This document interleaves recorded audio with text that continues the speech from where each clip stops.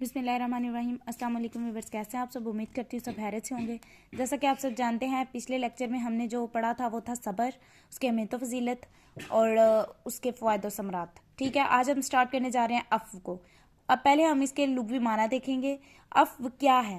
عفو کے لغوی معنی ہے معاف کر دینا، مٹانا، کس چیز کو ڈھانپنا، درگزر کر دینا۔ ٹھیک ہے، اور ہمت طاقت رکھنے کے باوجود بھی اگلے کی غلطی پر اسے معاف کر دینا اور بدلہ نہ لینا، انتقام میں بدلہ نہ لینا۔ ٹھیک ہے، مفہوم کو اگر ہم دیکھیں، اس کو جاننے کی کوشش کریں تو شریعت میں اصطلاحی معنی جو ہے عفو کے وہ ہے جی کسی کی زیادتی اور برائی کے باوجود، قدرت طاقت ہمت قوت رکھنے کے باوجود ہم اس سے بدلہ نہ لیں تو اس کو کہیں گے جی عفو۔ ٹھیک ہے، قرآن پاک میں یہ لفظ مغفرت کے معنی میں بھی آیا ہے، جس کے معنی ہے اللہ تعالیٰ کا اللہ تعالیٰ کے جی بندوں کے گناہوں کو مٹا دینا اور انہیں درگزر کرنا۔ ٹھیک ہے، یہ کیا ہے جی؟ عفو ہے۔ ٹھیک ہے، یہ سارے عفو کے معنی ہیں۔ ٹھیک ہے، عفو کے لیے قدرت اور اختیار کا ہونا ضروری ہے، یعنی بدلہ لینے کی قدرت طاقت ہونے کے باوجود ہم جو ہے کسی کو معاف کر دیں تو یہ ہوگا جی عفو۔ نیکسٹ ہم چلتے ہیں عفو کی اہمیت و فضیلت پر۔ قرآن کی روشنی میں اگر ہم دیکھیں تو والکاظمین الغیظ والعافین عن الناس، اور دبا لیتے ہیں غصہ اور معاف کر دیتے ہیں لوگوں کو۔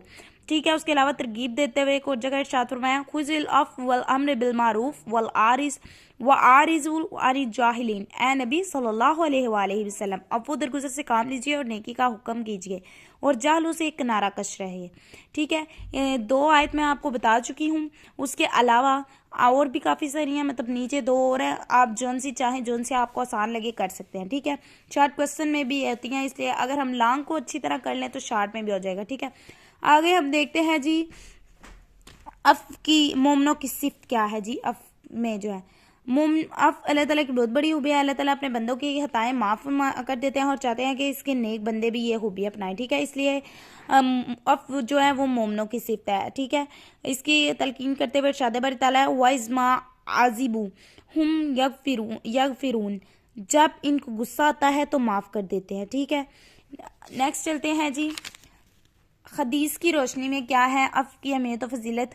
حدیث کی روشنی میں یہ ہے جی کہ پہلوان وہ نہیں جو کسی کو بچھاڑ دے، ٹھیک ہے، بلکہ پہلوان تو وہ ہے جو غصے کے وقت خود کو قابو میں رکھے، یعنی کہ وہی کہ اپنے آپ کو جب قابو کر لیں گے تو ہم کسی سے بدلہ نہیں لیں گے تو عفو اپنائے جائے گا اور وہ اللہ تعالیٰ کو بہت پسند ہے۔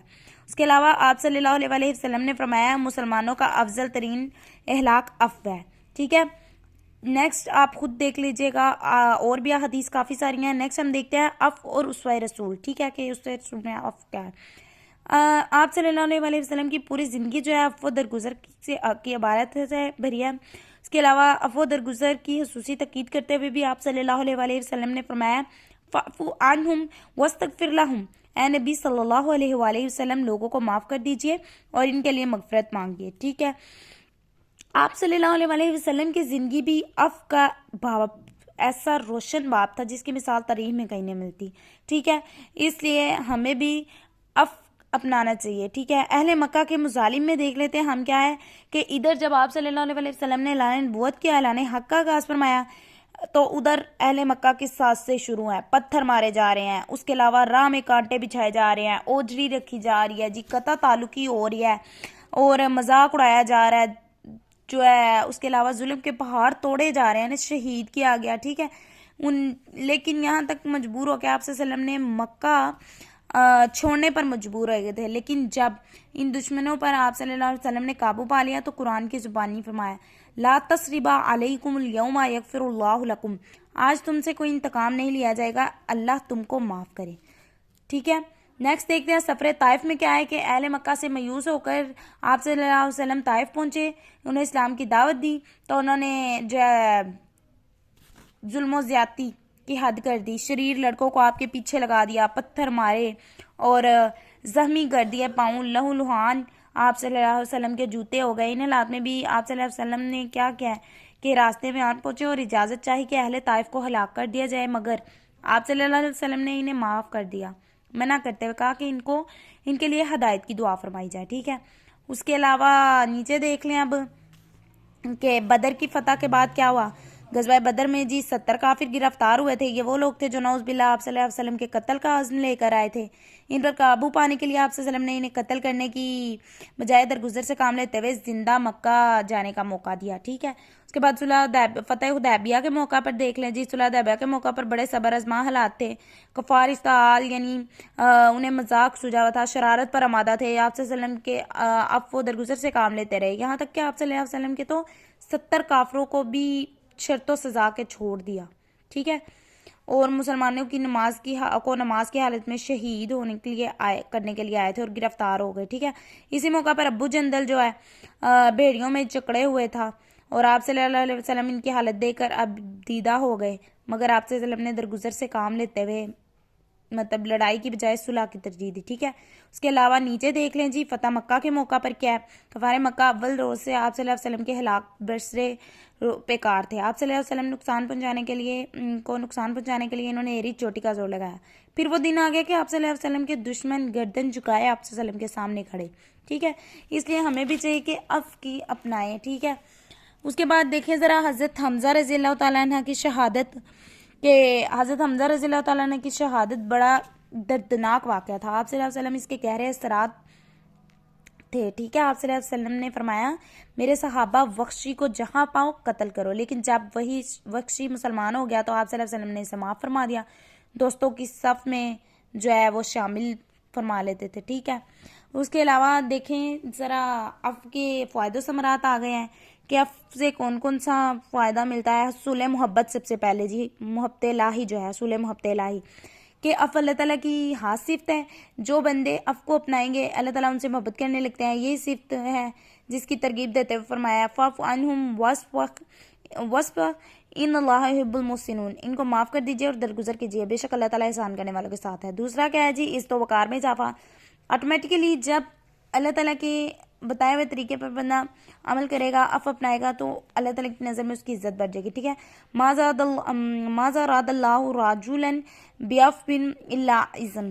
اللہ تعالیٰ معاف کرنے والا شخص کو کی عزت بڑھا دیتا ہے. نمبر 3 پہ کیا ہے؟ مخالفت میں کمی کہ جب بندہ معاف کر دینے ہر بات پہ معاف کر دیتا ہے تو لوگ ایک دفعہ کرتے ہیں، دوسری دفعہ، تیسری دفعہ خود آمادہ ہو جاتے ہیں کہ یہ کچھ کہتا نہیں ہے تو ہم کیا بار بار چھیڑتے ہیں، اس لیے وہ پھر اسے چھوڑ دیتے ہیں چھیڑنا اور اس کے ساتھ مل کر بیٹھتے ہیں، وہ دوست بن جاتے ہیں. اہل مکہ بڑے بڑے معجزے دیکھ کر اتنے متاثر نہیں ہوئے تھے جتنے آپ صلی اللہ علیہ وسلم کی طرف سے فتح مکہ کے موقع پر عام معافی کے اعلان سے ہوئے تھے. ٹھیک ہے. اس کے بعد کیا ہوتا ہے جی؟ امن و سکون ہوتا ہے کہ جب معاشرتی زندگی میں افراد سے یہ غلطیاں سرزد ہوتی رہتی ہیں تو ایسے میں پھر کیا ہے؟ امن و جو ہے درگزر معاشرے کو امن و سکون کا گہوارہ بنا دیتا ہے. ٹھیک ہے. اس لیے دوسروں کی غلطیوں کوتاہیوں کو ہمیں بھی معاف کرنا چاہیے اور معاشرے میں امن قائم کرنا چاہیے. اس کے علاوہ اجر خصوصی کہ عفو کا ایک بڑا فائدہ یہ بھی ہے کہ اس کے اجر و ثواب کا ذمہ خود اللہ تعالیٰ نے لیا ہے. فمن عفا واصلح فاجرہ علی اللہ. بس جس نے معاف کر دیا اور صلح کر دی اس کا اجر اللہ کے ذمہ ہے. اس کے علاوہ کیا ہے جی؟ پوائنٹ نمبر جو 6 ہے جذبہ اثار کہ جب بندہ عفو کی صورت اختیار کر لیتا ہے تو جب ایک شخص کسی دوسری کی غلطی پر قدرت رکھنے کے باوجود اسے معاف کر دیتا ہے، دوسرا شخص بھی پھر کیا کرتا ہے؟ اس کے بعد اس کے لیے کچھ بھی کرنے کو تیار ہو جاتا ہے. ٹھیک ہے. یوں جذبہ اثار ہوتا ہے. اس کے بعد ہے وسیع النظری کہ وسیع النظری معاف کر دینا وسیع النظری اور اعلیٰ ظرفی کی علامت ہے. معاف کر دینا وسیع قلب لوگوں کا شیوا ہے. ٹھیک ہے. اس لیے پھر اس سے وسیع نظر بھی ہوتی ہے. شریعت اسلام کیا ہے؟ عفو شریعت اسلام میں بہت مؤثر اور کارگر ثابت ہوا. ایسے الفاظات کہہ رہے ہیں واقعات سے بری پڑی ہے کہ جب مسلمانوں کے معاف کر دینے کی وجہ سے بستیوں کی بستیاں دائرہ اسلام میں داخل ہوئی تھی. ٹھیک ہے. اس کے علاوہ گناہوں کا کفارہ کہ جب گناہوں کا کفارہ اللہ تعالیٰ فرماتے ہیں نیکیاں برائیوں کو ختم کر دیتی ہے. ایسی حالت صفت ہے کہ جب انسان دوسروں کی غلطیوں سے درگزر کرتا ہے تو اللہ تعالیٰ اس کو معاف فرماتے ہیں اور اس کی غلطیوں سے درگزر فرماتے ہیں. ٹھیک ہے. پوائنٹ نمبر لاسٹ اینڈ 10 باعث مغفرت کہ سب سے بڑا فائدہ اس کا یہ ہے کہ یہ آخرت میں مغفرت کا باعث بنتی ہے. ٹھیک ہے. آپ صلی اللہ علیہ وسلم نے فرمایا جو شخص لوگوں کی خطاؤں سے درگزر کرے گا قیامت کے دن اللہ اس کی خطائیں بخش دے گا. ٹھیک ہے. تو یہ تھا آج کا ہمارا ٹاپک عفو. نیکسٹ ہم سٹارٹ کریں گے عدل کو. میں اپنے لیکچر کا اختتام کرتے ہوئے ایک شعر چاہوں گی کہ کرو مہربانی تم اہل زمیں پر، کرو مہربانی تم اہل زمیں پر، خدا مہربان ہوگا عرش بری پر. Thank you.